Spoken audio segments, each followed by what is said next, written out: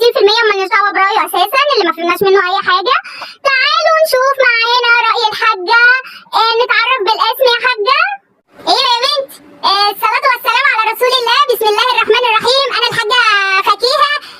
هو فين الكاميرا يا بنت؟ هي دي الكاميرا؟ طيب ماشي. بسم الله الرحمن الرحيم. يا بنتي الراجل بيترقص بتاع الكاميرا يا بنتي، خليه اثبت يا ابني. بسم الله الرحمن الرحيم. ومعاكم الحاجه فكيهه. اهلا بيكي يا بنتي. عايزه تعرفي ايه بقى؟ ايه ها عايزه تعرفي ايه؟ بيكي يا حاجه. قولي لنا بقى رايك في الكلام اللي قاله وزير التعليم. السلام عليكم. ده برنامج مسابقات ده حضرتك؟ لا مش مسابقات، احنا بنعرف راي ناس في وزير التربيه والتعليم عامله يعني وقاله. حضرتك عندك فكره؟ لا شكرا. السلام عليكم. عليكم السلام. ايوه يا حاجه فكيه.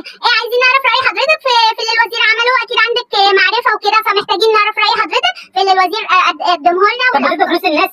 لا يا حبيبي، لا مفيش الكلام ده. معاكي المايك يا حاجه فكيه. قولي لنا بقى راي حضرتك في اللي الوزير عمله. ايوه يا بنتي، انا فهمت قصدك. ايوه يعني انا دلوقتي انا مش فاهمه هو ليه سعاده الدكتور الباشا الوزير عمل الكلام ده.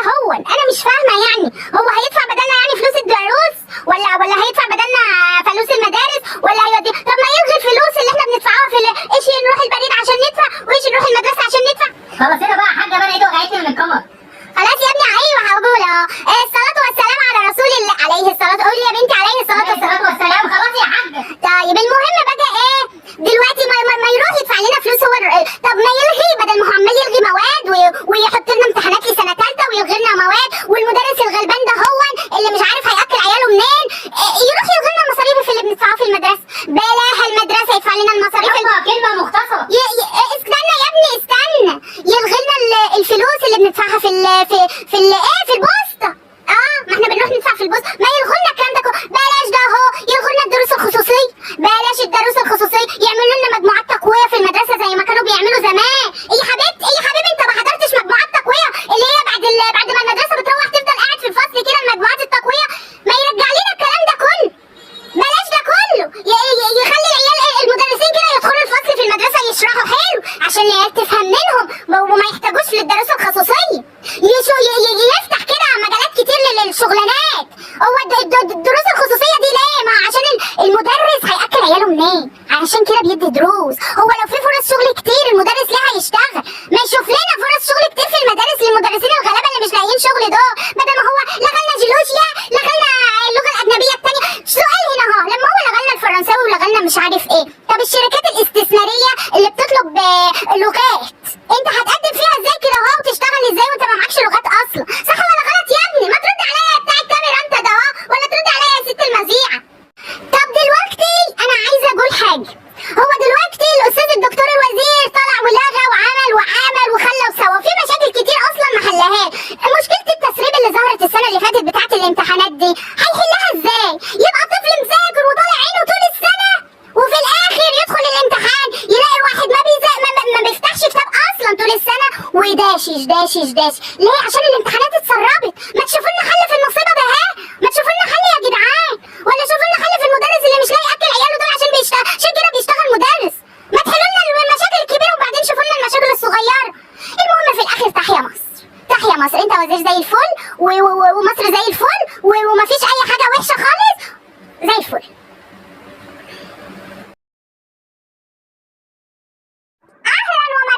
بكم في برنامجكم المفضل التعليم في الراس مش في الكراس. وعايزين نتكلم النهارده عن قضايا مجتمعنا اللذيذ الحبوب والاستاذ الدكتور الوزير وزير التعليم والحاجات الحلوه الجديده اللي عاملها لنا مفاجاه السنه دي والتغيير في النظام وكده. ونزلنا الشارع علشان نشوف اراء الناس في الاستاذ الدكتور الوزير عملها لنا. دي مفاجاه عظيمه من اعظم عظمات المفاجآت. نشوف كده مين معانا استاذ. نتشرف بالاسم حضرتك. بص للكاميرا هناك يا فندم. اهي يا فندم اهي. نتعرف بحضرتك؟ معاك حنبوزه. اهلا وسهلا يا حنبوزو. ومعانا حنبوزو ناجح ثانويه عامه بمجموع كام يا فندم؟ درجه ايه بس عشان خاطر الحسد والحاجات دي؟ انا ما بحبش الحسد يعني. حضرتك الكلام في النتيجه وكده بيبقى فيه حسد. هو انا ممكن اقول عادي يعني. انا قلت لامي وامي قالت للمنطقه كلها والدنيا كلها عرفت النتيجه. انا جايب 33%. يلا 33 ايه 33%. حضرتك مش شايفه تنسيق اليومين دول؟ لا حضرتك بتخاف من الحسد يعني، فمش عايز تقول لنا درجتك الحقيقيه؟ بخاف من الحسد. حقك يا فندم حقك.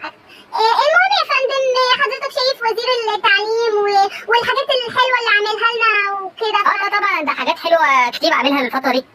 بص للكاميرا يا فندم. معاك. محتاجين نعرف رايك كده في ايه؟ يا فندم في اللي الوزير عامله الايام دي. هو انت موقفاني عشان تكلميني في الوزير؟ انا مالي انا ومال الوزير؟ يا فندم محتاجين نعرف راي حضرتك. يعني انا شايف ان هو استبعد حاجات كتير، انا ما اعرفش ايه اللي هو استبعده وايه اللي ما استبعدوش، واستبعد ليه؟ يعني انا نفسي افهم استبعد ليه؟ يعني انت الحاجات دي مش انت درستها؟ انا عايز اعرف، مش انت درستها؟ الناس دي تاكل ايه مثلا اللي انت لغيت لهم الحاجات بتاعتهم دي؟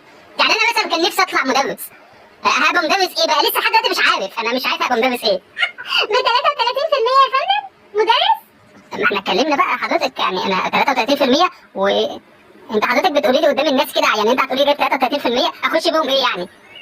يا فندم يعني لغايه الخدمه الاجتماعيه مثلا، لغايه مثلا كليات الاداب، القمه يا فندم. اطلع مدرس ايه بقى؟ يعني اطلع مدرس. حضرتك بيقولي للعيال دلوقتي في ثالثه ابتدائي عليها امتحانات، يعني ايه عليها امتحانات ولا مش عليها امتحانات؟ انا مش عارف دلوقتي. يعني ابن اختي ده يخش ايه دلوقتي؟ نفسي اعرف يعني.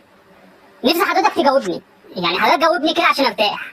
يعني هدخله الامتحان الصبح ولا اعمل معاه ايه يعني؟ يا فندم يدخل تاني. ونقعدوا بقى نجيبوا بيبسي ونجيبوا بسكوت ونجيبوا حاجات، يعني احنا قلنا هنترحم ونبدا من سنه رابعه يعني. حضرتك يعني انا شايف ان وزير التعليم عامل حاجات كويسه، يمكن هو شايف من وجهه نظره كان نفسه مثلا المواد دي ما تكونش عليه وهو صغير. ايه المشكله؟ يعني احنا بالنسبه لنا كان لغى التعليم احسن، انا شايف انه كان لغى التعليم. ال 33% اعمل بيهم حضرتك، اقدم بيهم فين؟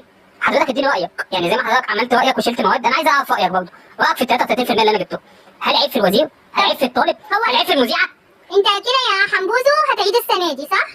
طبعا، لان انا لازم اعيد السنه دي اشوف بقى المواد اللي هو شالها.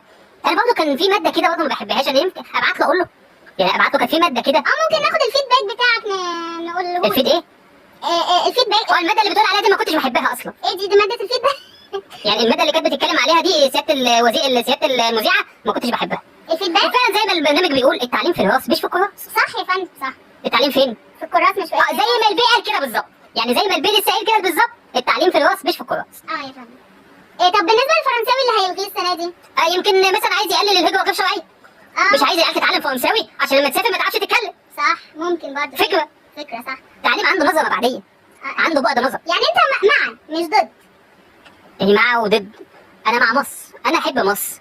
كلنا بنحب مصر يا فندم. انت عايزه تقولي لي كلام اتحاسب عليه؟ لا حضرتك انا هتكلم قدام الناس زي ما نقول بيقول البيك مزرعه بالظبط. تمام يا فندم، يعني حضرتك مع اللي الوزير عمل صح كده؟ طبعا يا فندم. مبسوط انت عشان طبعا. 33. حد يقدر يقول غير كده؟ لا خالص. انت تقدري تقولي غير كده؟ لا خالص. يعني ما حدش يقدر يقول غير كده. اكيد طبعا. عايز اسال سؤال بس، هو سياده الوزير قام الصبح لقى نفسه مش ترند فقال لك اعمل ترند على الصبح يعني ولا ايه؟ انا مش بقيتش فاهم حاجه. شيلوا سنه 6، هاتوا سنه 6، حطوا سنه 6، خلوهم يمتحنوا، لا ما يمتحنوش. انا خلاص تعبت، ما انا بسبب كده جبت 33%. ايوه هو السبب يا فندم، فعلا هو السبب صح. انا ما عرفتش اعمل ايه فجبت 33%. يعني انت حقيقي يا فندم جايب 33% صح؟ ده سؤال ولا حقيقه؟ لا ده انا بسالك، انت فعلا جايب 33%؟ جايب 33%. يعني ده من ضمن النظام التعليمي الفاشل؟ تمام. وانا واقفه اعمل مع حضرتك لقاء يا فندم على اساس ان حضرتك من اوائل الثانويه العامه صح؟ من اول السنه العامه. طب يا فندم بس هو الوزير لسه يكلمني. ماشي يا فندم، مع السلامه، وحضرتك نورتنا وشرفتنا وشكرا لحضرتك، مع السلامه يا فندم. مفيش جايزه ولا فيها حاجه؟